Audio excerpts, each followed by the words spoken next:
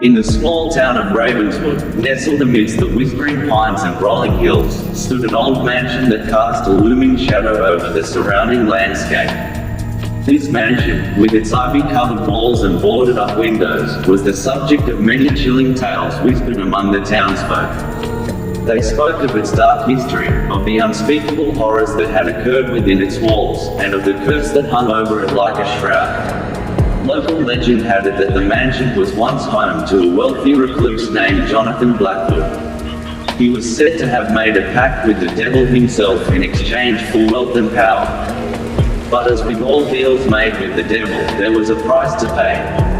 Blackwood's soul was claimed, and the mansion became a vessel for evil, cursed for all eternity. As the years passed, the mansion fell into disrepair, its once grand halls now echoing with the whispers of the damned. Few dared to venture near it, for fear of what lurked within. But there were always those who were drawn to the darkness, those who sought out the thrill of the unknown. Among them were 5 teenagers from Ravenswood: Sarah, the adventurous leader of the group; Jake, her loyal best friend; Emily, the shy bookworm; Max, the class clown; and Alex, the brooding rebel. One fateful night, fueled by curiosity and bravado, they made a pact of their own, to explore the abandoned mansion and uncover its secrets once and for all.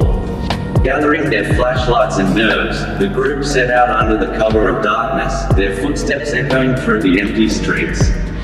As they approached the mansion, a chill wind whispered through the trees, sending shivers down their spines. But they pressed on, their hearts pounding with excitement and fear.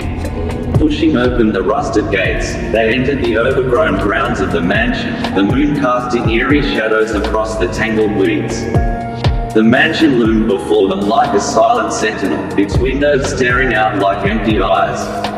With trembling hands, Sarah led the way, her flashlight cutting through the darkness like a beacon. They crossed the threshold into the mansion's foyer, the air thick with dust and decay.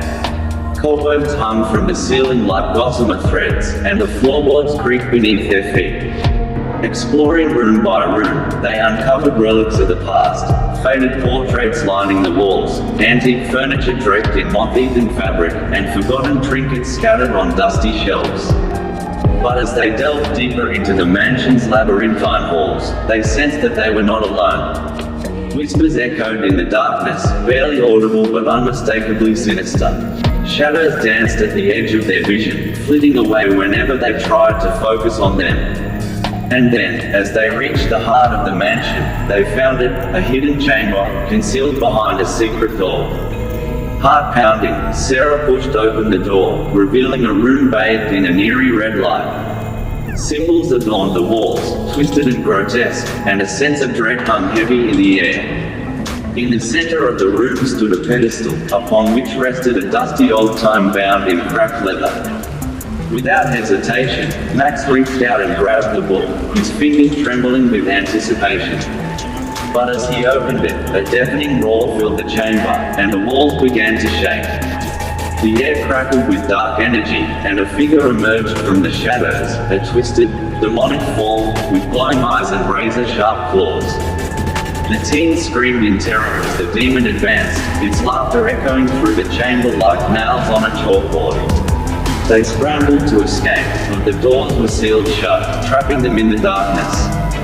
And as the demon reached out to claim their souls, they realized too late the true nature of the curse that haunted the mansion of Ravenswood. For they had awoken the devil himself, and now they would pay the ultimate price for their folly. As the teenagers delved deeper into the secrets of the old mansion, their curiosity fueled their exploration. The dimly lit corridors whispered with echoes of forgotten whispers, and each creak of the floorboards seemed to carry the weight of centuries of silence. Among them, there was a sense of both excitement and trepidation, a thrill of uncovering mysteries intertwined with the fear of what lurked in the shadows. In their quest for adventure, they stumbled upon a hidden chamber concealed beneath the floorboards. The air grew heavy with the scent of ancient wood and musk, and the walls seemed to pulse with an unseen energy. Strange symbols adorned the walls, their meaning lost to time, yet their presence seemed to foretell of something ominous. ignoring the warnings etched into the stone, warnings that spoke of the consequences of meddling with forces beyond their understanding. The teenagers pressed on. To them, it was nothing more than a game, a thrill-seeking escapade fueled by teenage bravado and the desire to prove their fearlessness. They gathered in a circle, their faces illuminated by the flickering light of the candles they had brought with them. With trembling hands, they began to chant the incantation they had found in an old tome hidden among the mansion's forgotten treasures. The words felt foreign on their tongues, ancient syllables that seemed to resonate with a power they could not comprehend. As the final words of the incantation echoed through the chamber, a chill swept through the air, causing the flames of the candles to dance erratically. The atmosphere grew tense, thick with anticipation and an underlying sense of dread. For a moment, it seemed as though nothing would happen, and the teenagers exchanged nervous glances, wondering if they had been foolish to believe in such tales. But then, with a suddenness that sent shivers down their spines, the candles flickered to life with an otherworldly intensity. Shadows danced across the walls, twisting and contorting into grotesque shapes that seemed to leer at them with malevolent intent. The air grew colder still, a bitter chill that seemed to seep into their bones and freeze the very marrow within. And then, from the depths of the darkness, came a sound that sent fear coursing through their veins, a low, guttural growl that seemed to emanate from the very bowels of the earth. It was a sound that spoke of ancient power and untold horrors, a sound that promised nothing but pain and suffering to those who dared to summon it. With a suddenness that left them reeling, a figure emerged from the shadows, a towering, cloaked figure with eyes that burned like coals in the darkness. Its presence filled the chamber with a palpable sense of malevolence, and the teenagers found themselves rooted to the spot, unable to move or even to scream. For they had summoned not a mere demon or spirit, but the devil himself, the embodiment of all their darkest fears and deepest desires. And as he gazed upon them with eyes that seemed to pierce their very souls, they realized too late the folly of their actions. The devil spoke, his voice a dark whisper that echoed through the chamber like the tolling of a funeral bell. He spoke of promises made in death's oath, of bargains struck in the shadows of the world.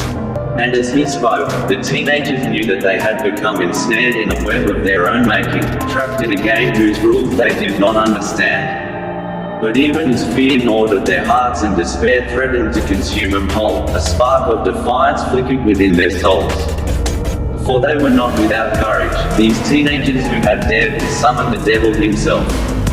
And as they stood before him, they vowed to fight, to resist, to defy the darkness that threatened to engulf them. And so began a battle that would rage not only in the depths of the ancient mansion but also within the hearts and minds of those who had dared to awaken the devil from his slumber. A battle between light and darkness, between good and evil, between the forces of chaos and the powers of redemption. But whether they would emerge victorious or succumb to the darkness that threatened to consume them, only time will tell. For the devil had been summoned, and the game had begun. Desperate to escape the horrors they had unleashed, the teenagers gathered in the dimly lit basement, their hearts pounding with fear and uncertainty. The cold sweat trickled down their spines as they whispered amongst themselves, searching for a way out of the nightmare they had unwittingly stepped into. It was then that one of them, Alex, suggested the unthinkable. What if we make a pact? Alex's voice quivered as he spoke, his eyes darting nervously around the room.